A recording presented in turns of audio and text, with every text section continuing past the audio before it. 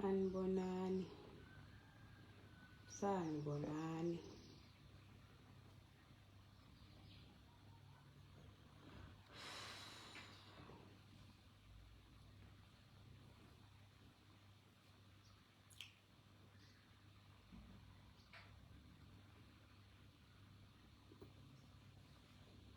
Sawubona Mashongwe.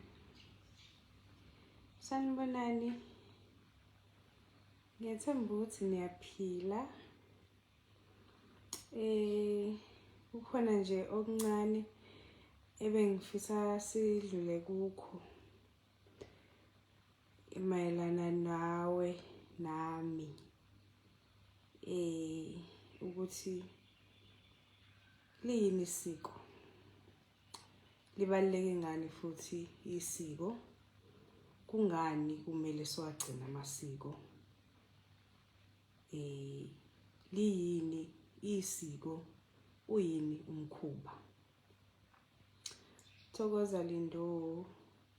Ngiyathemba ukuthi niyaphila nonke enikhona. Isiko liyindlela yokuphila. Liyindlela nje yempilo. Lingaba inkolo kuwena. Kungaba ukuthi ukholelwa kuphi futhi. Okay. Senze nansi example esobala. Isiko lokuhlolwa kwentombi. Liyisiko lelo eligcinwa kakhulu isizwe sakwaZulu kanye nesizwe samaSwati. Sokuthi esokufundisa abantwana abasamantombazana abakhulayo ngokubaluleka kokuzigcina nokuthi kungani umuntu kubalekile ukuthi kumele ahlale ezigcinile eyintombi. Then ngaleli siko lokuzigcina umuntu eyintombi ingalesikhathi umuntu ekwazi ukufunda khona ukuthi mina njengentombazane kumele ngiziphathe kanjani. Mina njengentombazane esingene esigabeni esithile ngokweminyaka yami futhi kumele ngiziphathe kanjani. Lapha kufundiswa khona ingisho nanendlela yokugqoka yokuthi ugqoka kanjani.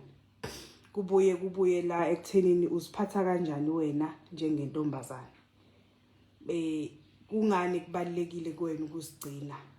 Awuzigcini ngoba uthi ngibekela umkhwenyana wami ukuthi uma efika akwazi ukukhipha inkomo ka11.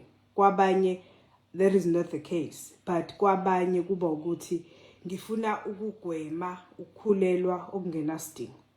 Ngifuna ukugwema ekuthenini ngigcina sengingena esilingweni sokuthi ngihambe ngilala nanoma ngabe ubani isikhathi sami sokuba umuntu wesifazane noma intombi ephelele singakafiki. Sidlule lapho ke size emkhosini noma isiko lokuba nesibongo. Cha. Okay. Kubuye kuzoba umkhosi isiko lokweshwama. Kuzoba khona isiko lokuya kweyinsizwa ekwalusini.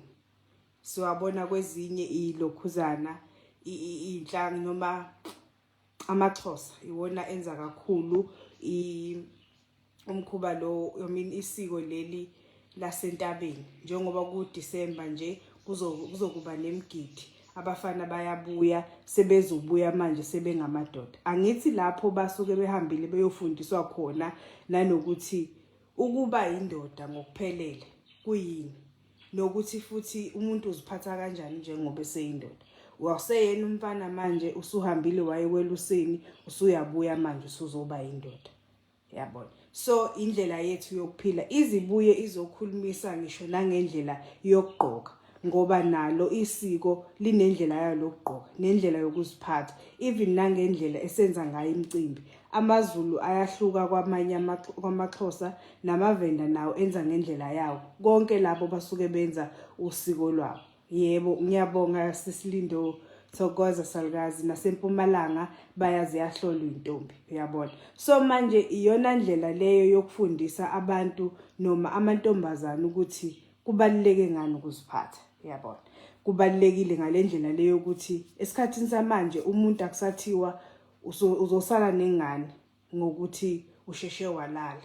kodwa kuya nangokuthi ke manje usasali nengane ususala nokugula yabona uphinde futhi ubambezeleke ekuthenini ungafeza amaphupho akho ngalendlela obukade uhlele ngayo. So kubalekile bazalwane ukuthi amasiko sikwazi ukuthi siwagcine futhi abalekile kakhulu. Angazi mhlawumbe ukhona yini ongaba nombuzo ayibhale la kuma comments then bese ke siyaqhubeka nesixoxayo.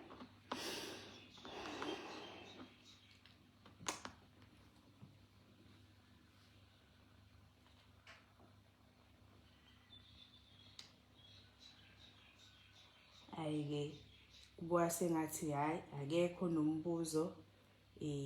Ngicela ukuthi sike sibambe la bantwana bakamkhulu namhlanje. Uyayisho njalo umkhulu Ndaba Ezitha athi bantwana bekhehle. Ugogo Studuze uyavalelisa. Ngiyethemba ukuthi sizophinde sibonane futhi ngokuzayo. Ngiyabonga.